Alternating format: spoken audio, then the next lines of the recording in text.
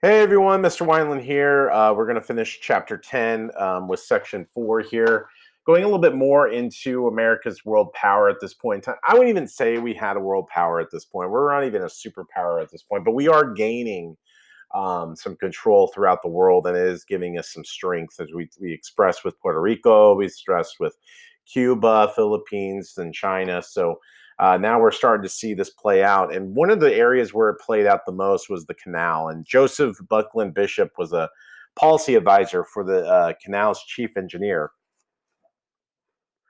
played a big part in the building of the canal.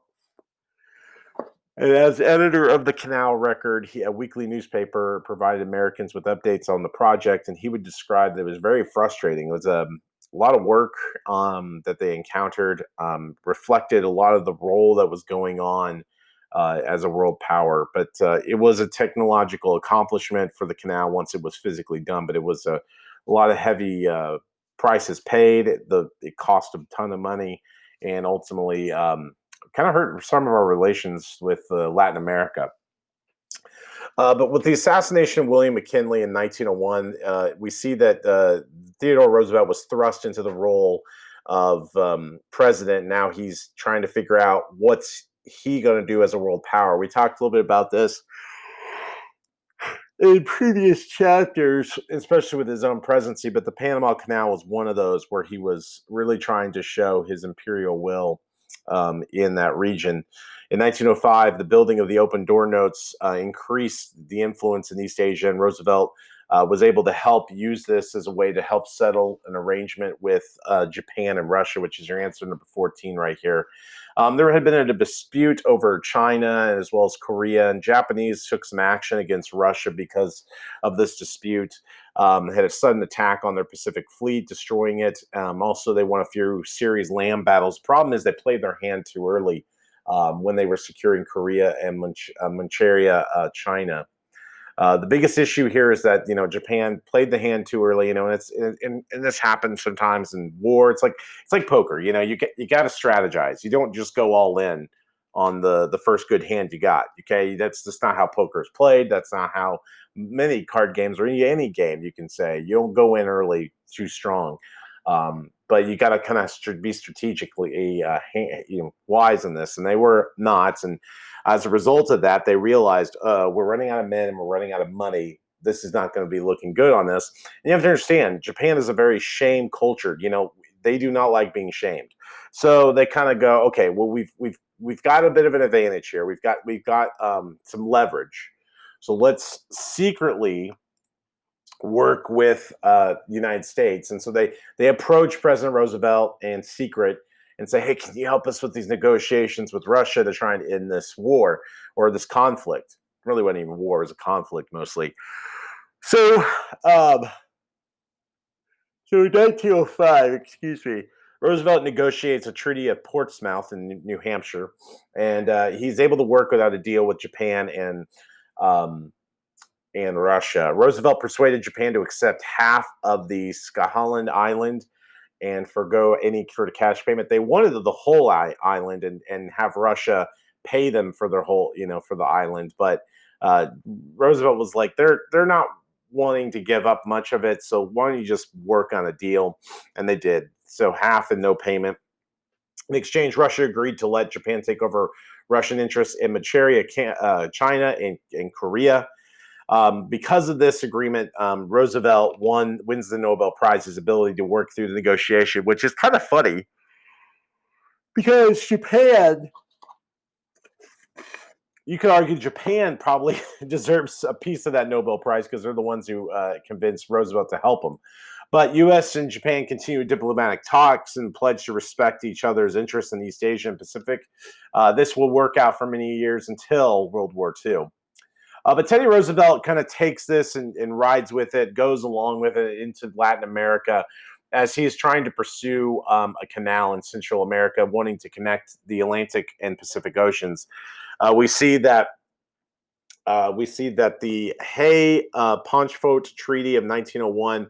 Britain had gave the United States exclusive rights to build and control a canal in Central America. The problem was, where do you get that idea? Where you get the money? And so what helps with this is engineers identify two routes. They propose one through Nicaragua, fewer obstacles because much of it crossed a large lake. The other route crossed through the Panama, then a province of Colombia, was shorter and however, filled with mountains and swamp. The thing is, the Nicaragua one was easier to do because there was a lake, but they wanted the more shorter route, and that's where they would go. Now, your definition for Teddy Roosevelt is everything in blue here, and your answer number 15 is Colombia right there.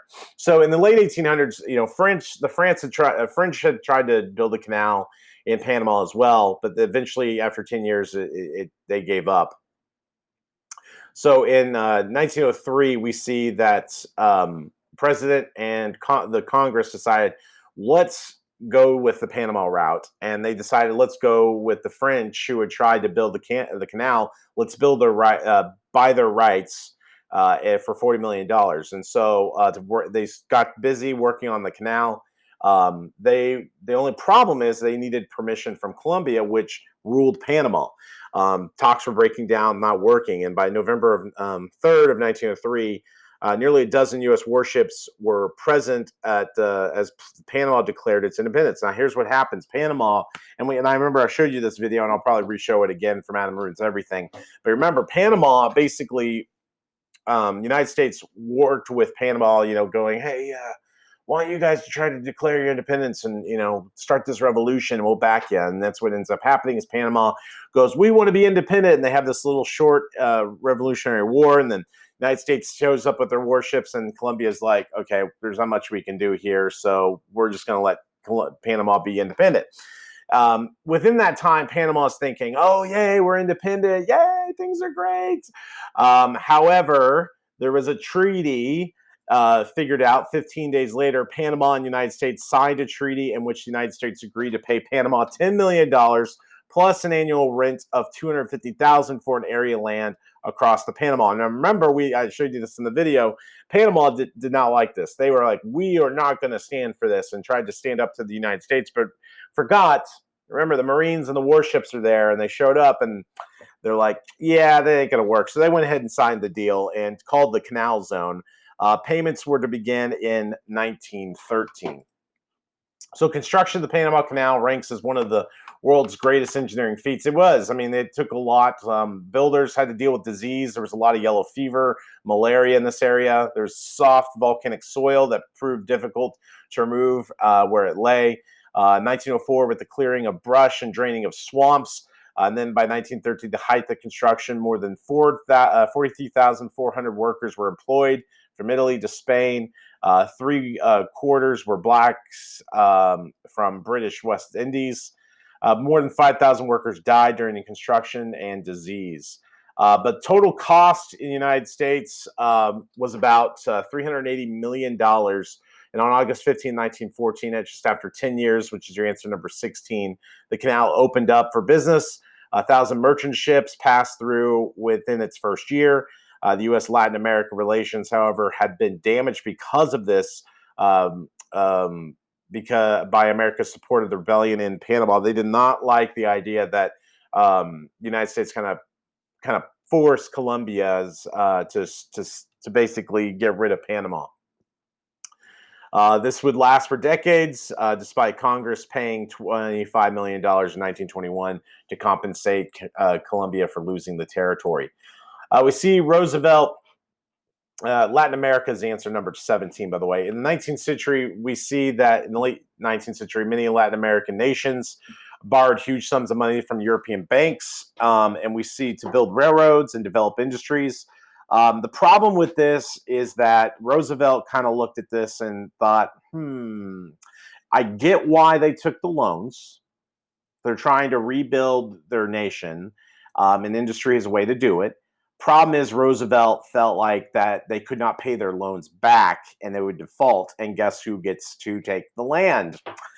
Europe, and that would be a problem, and that would hurt the United States' power within the Caribbean and Central America. He did not want Europe to push Latin America around, and so Roosevelt reminded European powers of the Monroe Doctrine, which goes all the way back to James Monroe when he was president of the United States, and basically saying that we can use that to show that we have power in this region, especially since now we have Panama and we have also Cuba on our side and Puerto Rico. So Central America was slowly starting to kind of be a part of our territory, our range, our area, a part of the Americas.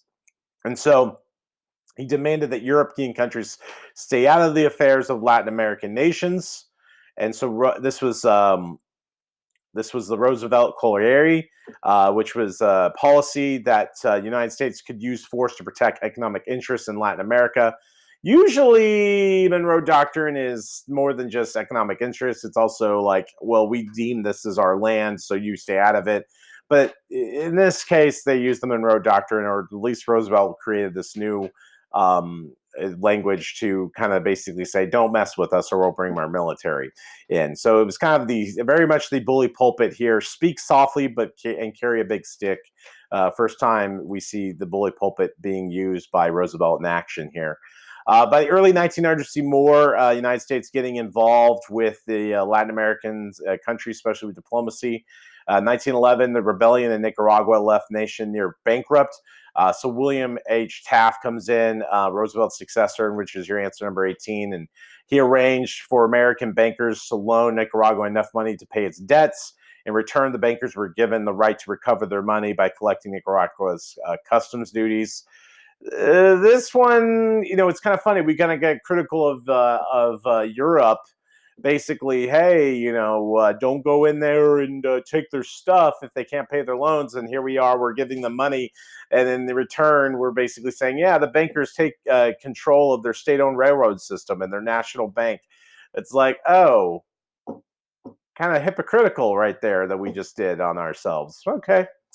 But that's, sometimes that's politics. It's hypocritical.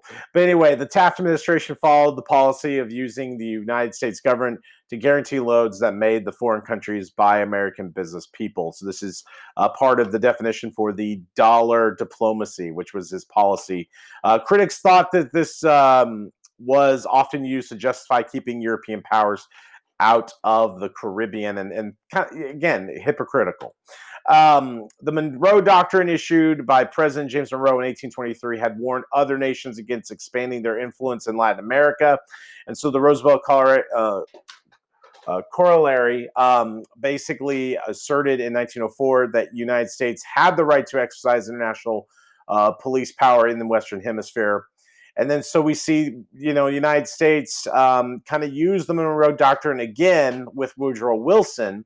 And Woodrow Wilson is going to use it more for morality, more to say he felt like the United States had a responsibility, a moral responsibility, to really kind of push against dictators in Latin America and viewed them go against any Latin American countries or governments or not recognize them, their sovereignty, if they were oppressors or if they were undemocratic or hostile to United States interests. And so you see Wilson, you really use this in the Western Hemisphere, especially during the time of the Mexican Revolution. This was definitely put to the test. And Mexico was ruled for many decades by military dictator Porfirio Diaz. And he was a friend of the United States, and Diaz was long encouraged foreign investments in this country.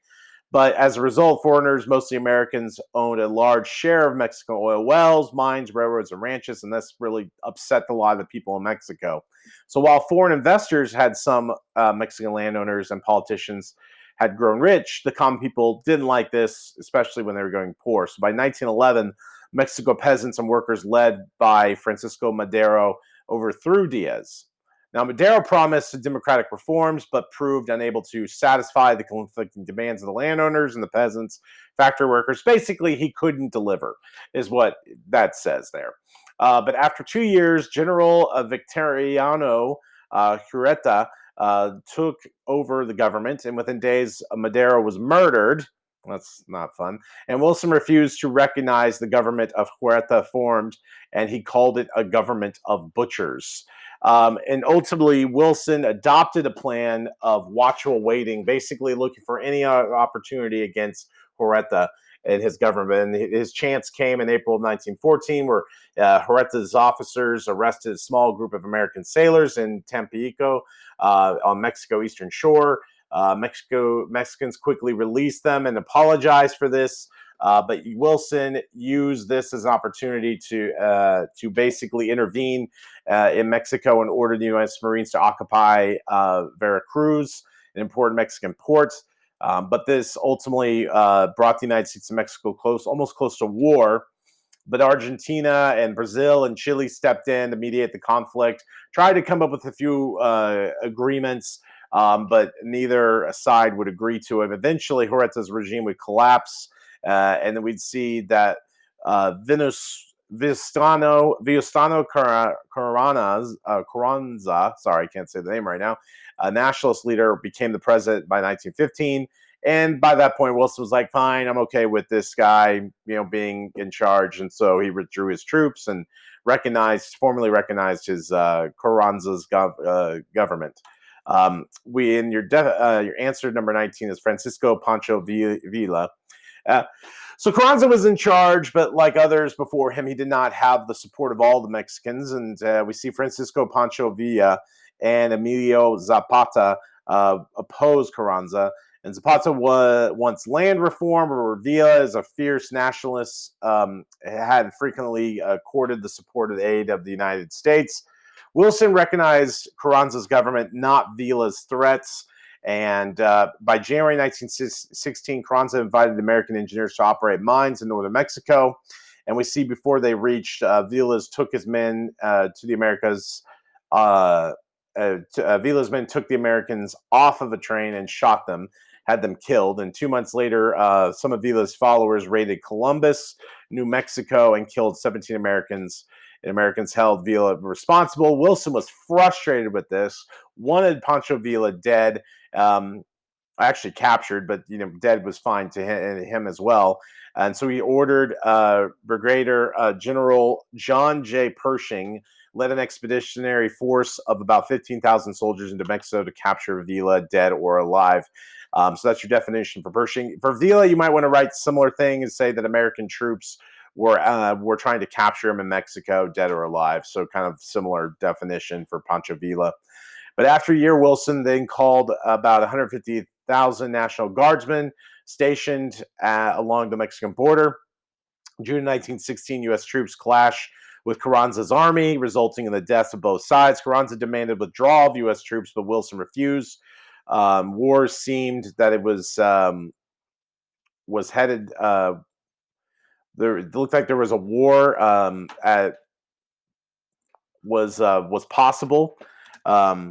Probably should fix that. However, with the World War going on in Europe, United States facing war in Europe, it wanted peace on its southern border. So Wilson orders Pershing's home in February of 1917. And we see later in 1917, Mexico adopted the constitution that gave the government control of the nation's oil, mineral resources, and placed strict regulations on foreign investors. Although Carranza had called for the Constitution in 1917, he failed to carry out his measures and ruled oppressively until 1920, when moderate named Alvaro Obregón came to power.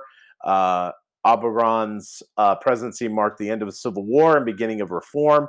United States intervention in Mexico affairs provided a clear model of American imperialist attitudes in early years of the 20th century. We basically were starting to see that we were getting a little bit too proud and prideful and, thought we had all this power. We were trying to show too much of our power, and that caused some problems, almost got us into a war with Mexico. Americans believe that in superiority of free enterprise democracy, and the American government attempted to extend to reach out this economic and political system, even through armed intervention. So we would still kind of pull our weight and kind of show how strong we were. But I think eventually, after the mishaps of the Wilson administration, you're going to see some presidents kind of take a different route. All right, that's going to do it for Chapter 10. We're done. Woo! Try to fit in Chapter 11 before the end of the semester. So be ready for that. All right, see you guys.